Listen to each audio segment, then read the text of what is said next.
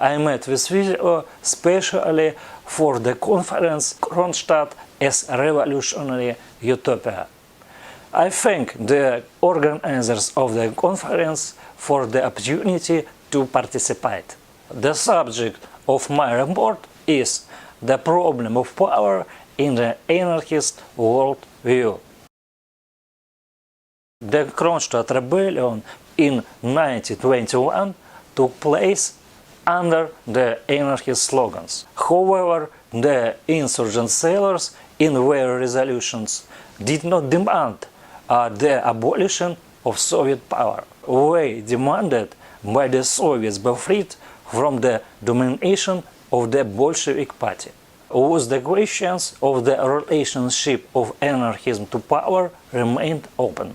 And this was and still is a serious dilemma, what I am going to talk about. It is believed that anarchism generally denies power as a social phenomenon, which means what there is not problem of power in the anarchism, but in my opinion it is a gross oversimplification. The best confirmation of that is the revolution in Spain in 1936.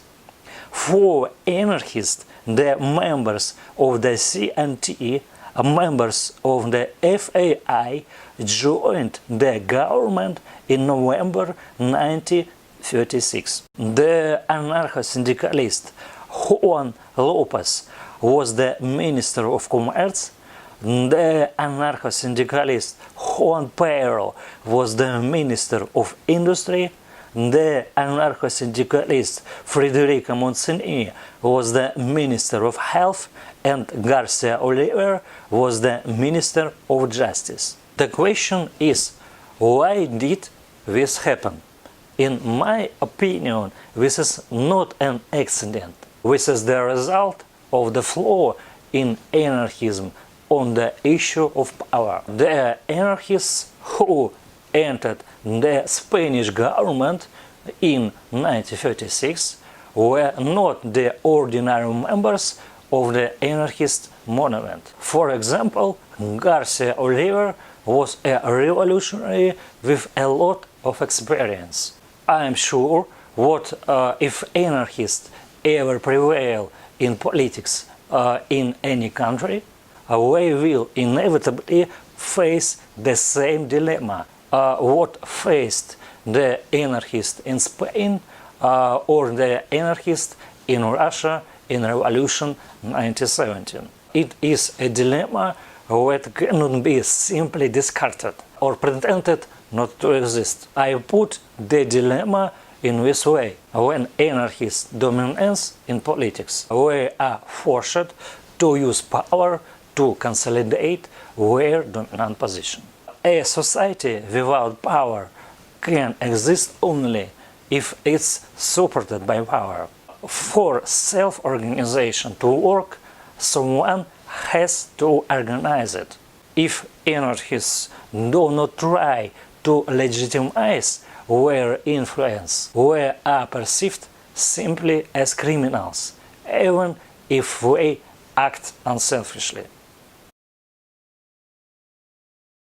In the theory of anarchism itself, there were attempts to solve the power dilemma, but they have failed so far. Let's take, for example, the book of Russian anarchist philosopher Alexei Borovoi, a contemporary of the Kronstadt rebellion. The book is called The Power. Alexei Borovoi understood the complexity of the dilemma. In his book, he writes what power does not end with the questions of the state. Alexei Borovoi believed that power for anarchism is not rooted in the biological properties of a person. Power, he believed, is not a biological but a social phenomenon. The dilemma of power, Borovoi believes, lays in the antagonism of the individual and society. Borovoi's merit is that he went further than the classical anarchism of Kropotkin.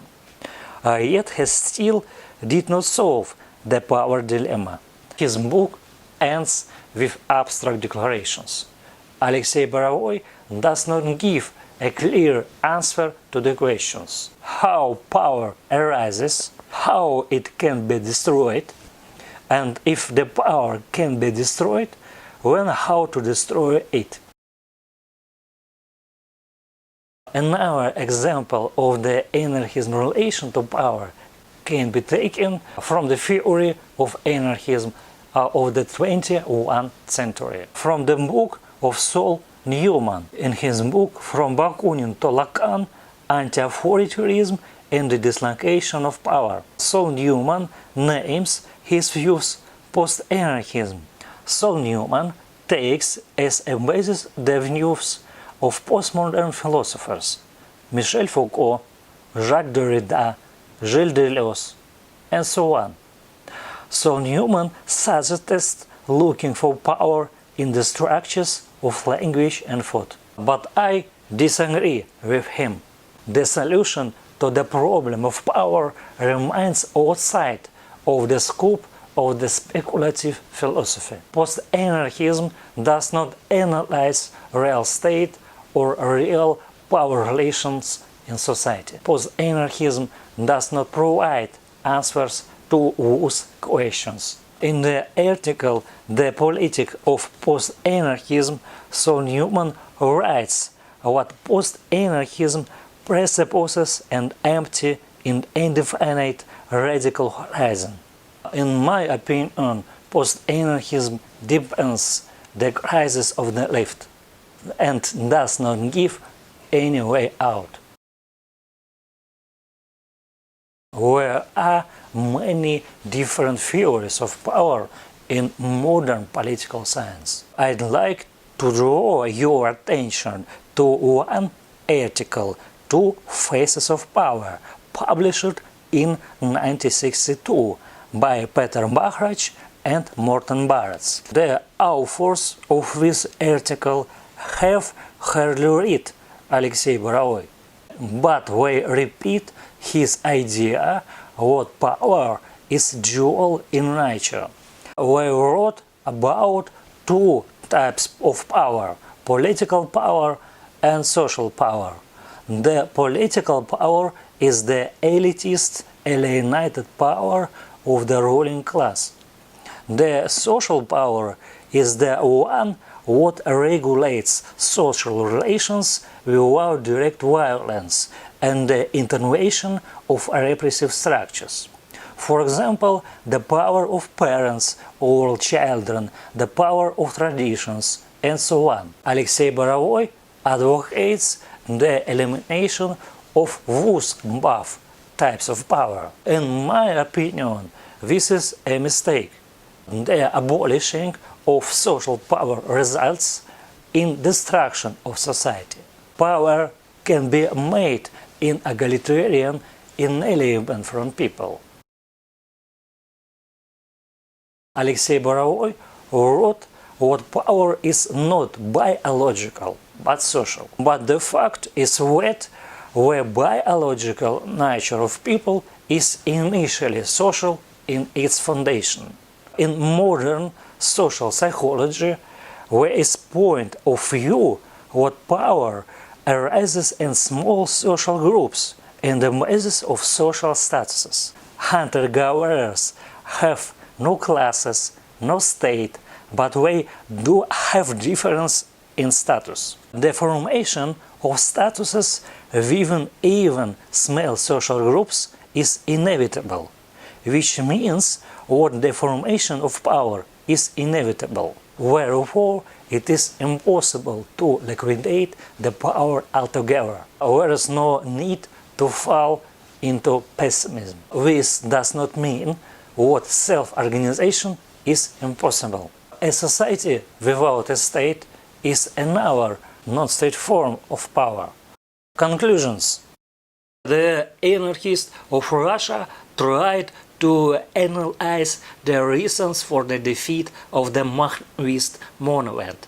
They concluded that they lacked organization. It is known that the Makhnovists in exile released the platform, which split the anarchists of the time into two camps. In the 1950s, Georges Fontanier tried to develop the idea of the platform. In my opinion, the platform is the past history of anarchism. The Makhno Arshino's platform cannot simply be taken and put into use. The platform cannot be released in modern society if its ideas are taken literally. The anarchists of Spain also tried to analyze the reasons of their defeat.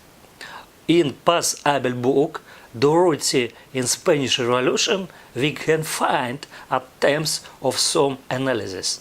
Paz Abel quotes the opinion of the FAI leader Garcia Oliver.